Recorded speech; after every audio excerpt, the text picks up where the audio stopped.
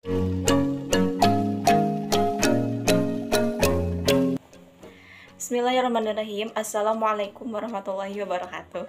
Perkenalkan, nama saya Aneka Putri. Saya dari mahasiswa kelas A3 PGSD angkatan tahun 2018.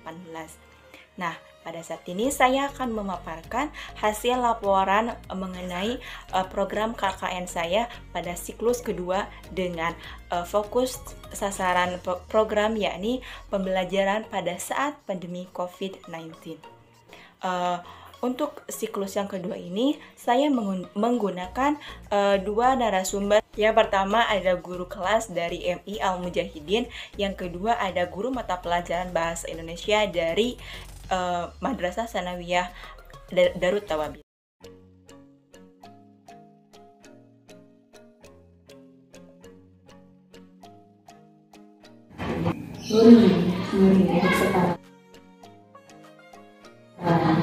Iya, kebetulan sekali untuk saat ini saya belum bisa maksimal masuk ke kelas 1 ya, karena kebetulan saya sedang diklat. Jadi mungkin untuk masuk ke kelas 1 tidak dalam 1 minggu tidak full.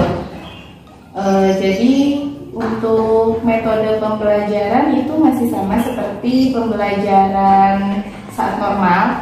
Namun untuk jam masuk kami dikurangi, hanya 2 jam saja di sekolah gitu. Jadi untuk pembahasan materi dalam kurikulum kami hanya poin-poin penting saja yang kami sampaikan kepada peserta didik. Media pembelajaran kami lebih banyak menggunakan gambar. Ya, kemudian kalau untuk pembelajaran proyektor ya, media proyektor kami belum memiliki. Jadi paling lebih banyak digunakan itu adalah media gambar visual. Iya, yang lebih banyak digunakan mungkin itu. Iya, diterapkan. Iya, jadi untuk kurikulum darurat itu ya poin-poin penting saja indikator yang kami ambil. Tidak, misalkan indikator dalam pembelajaran ada 10 ya dalam 1 semester itu misalkan, atau kompetensi dasarnya misalkan ada 10. Nah, yang kami ambil itu hanya 50% dari 10 tersebut, begitu.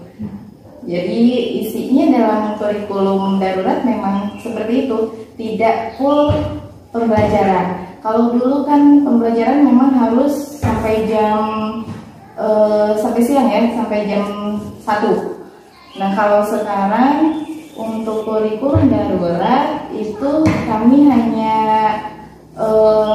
pembelajaran maksimal 2 jam, dan juga dalam penyampaian materi indikator yang kami sampaikan itu hanya sebagian.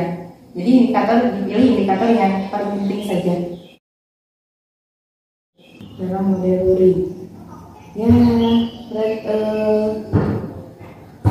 pembelajaran yang baik, guru bisa menyampaikan sesuai dengan tujuan pembelajaran, kemudian ada perubahan dari sikap peserta didik, karena yang namanya belajar itu perubahan ya, jadi berubah dari yang tidak bisa menjadi bisa, itu mungkin.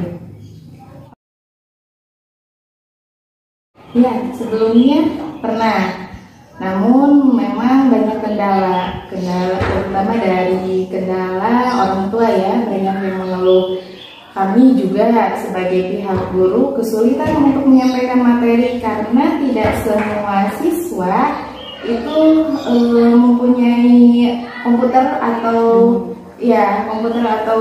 handphone yang bisa digunakan untuk pembelajaran daring. Tidak semua siswa punya. Bahkan banyak orang tua yang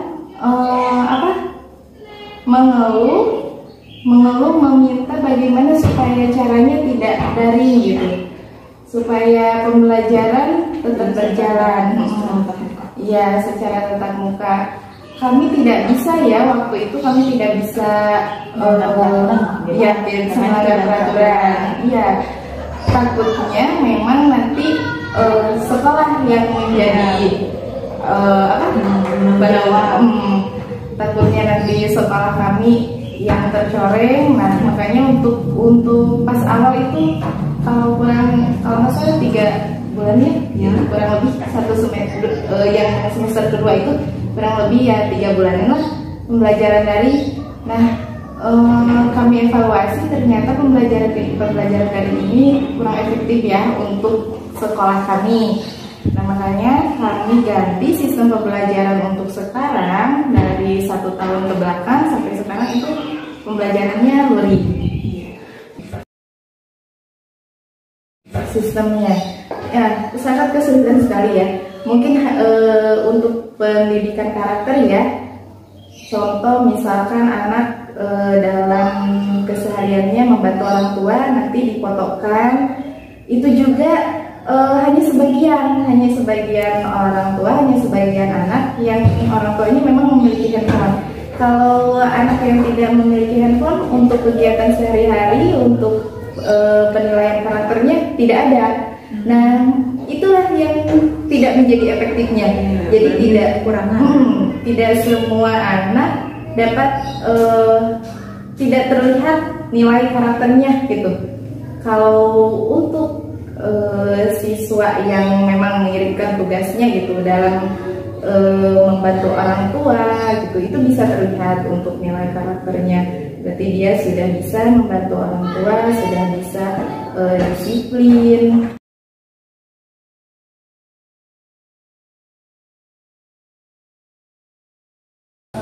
Kebetulan di MTS sama MA ada tawarin ya, kita ikuti apa yang sudah dianjurkan sama pemerintah ya, karena kita juga nggak mau kena resiko.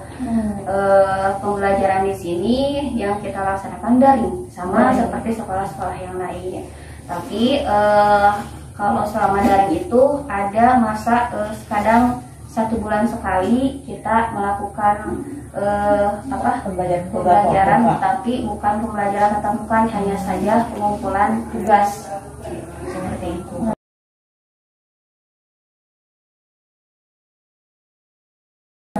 Sih kalau saya pribadi menggunakan aplikasi yang ada aja, karena kita melihat kondisi dari si anak. Ada jadi intinya mah segala sesuatu pembelajaran itu kita sesuaikan aja sama kemampuan si anak, sama pemahaman anak. Karena kan ada anak yang kita paham aplikasi A, tapi si anak belum tentu nih paham aplikasinya. Jadi ini mungkin sih kita bikin jangan sampai pembelajaran tuh bikin si anak sulit gitu.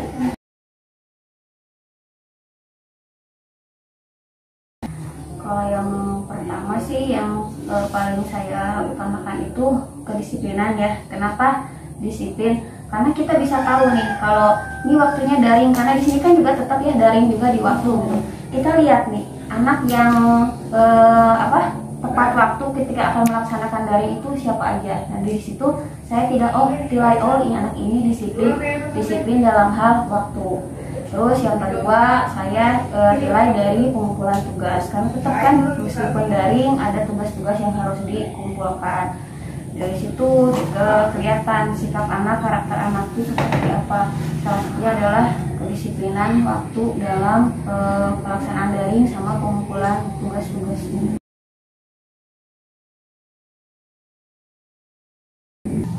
Ya itu tadi kita menyesuaikan dengan kurikulum yang sudah ada di sini gitu kan.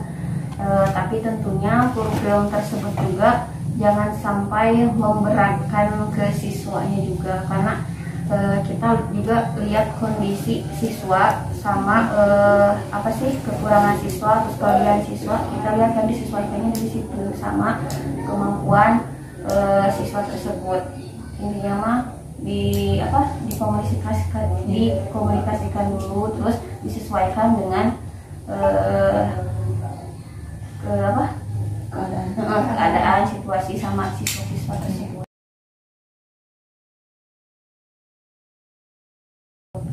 Kalau kebetulan untuk bahasa Indonesia banyaknya prakteknya itu lebih ke praktek menulis ya.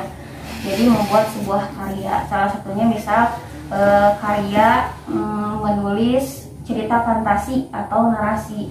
Jadi kalau untuk saya itu lebih ke anak, bisa aja mereka nyari searching atau nggak bikin contoh, jadi nggak usah harus keluar dulu cari. Kalau cari inspirasi mah bahasa Indonesia mah gampang lah gitu ya rasanya, cukup berdiam diri aja kita lihat ini pasti udah langsung ini gitu kan. Kalau saya sih kayak gitu, cara kalau cerita fantasi misalkan itu kan lebih ke daya hayal siswa gitu kan, jadi nggak harus dia keluar gitu. Cukup mencari inspirasi di sekeliling dia aja, di rumah dia juga pasti bisa.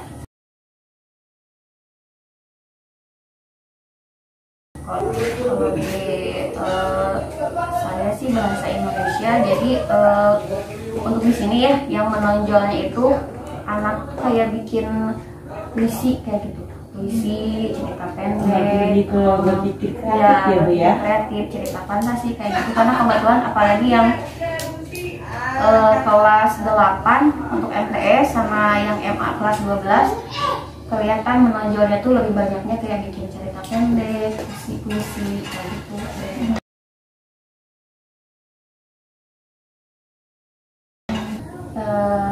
Kalau untuk saya pribadi bedanya otomatis pasti ada ya, karena kadang daring itu kita kayak yang nggak fokus belajar ke anak juga, beda dengan kalau kita ketemu gitu kan ya. Terus yang kedua juga itu tadi anak kan nggak semuanya punya gadget, jadi ada terkendalanya di situ gitu kan. Terus kalau untuk penilaiannya juga sama, karena kita bingung nih kayak bikin ceritanya, kita nggak tahu nih ini anak kalau daring gitu kan ya ngumpulin tugas dari searching dari internet atau karya dia sendiri nih. Kalau luring kan karena kita bikin tugasnya di situ, jadi kan otomatis kepantau juga kayak gitu sih yang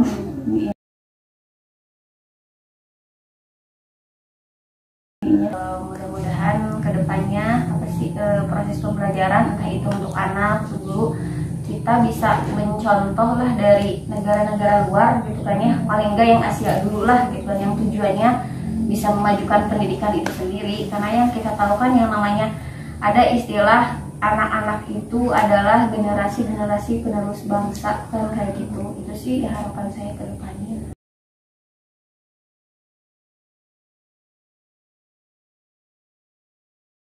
Dibagi 8, coba perkalian 8 yang hasilnya 32 berapa? 8 dikali 1 8, 8 dikali 2 6, 8 dikali 3 berapa? 20, 8 dikali 4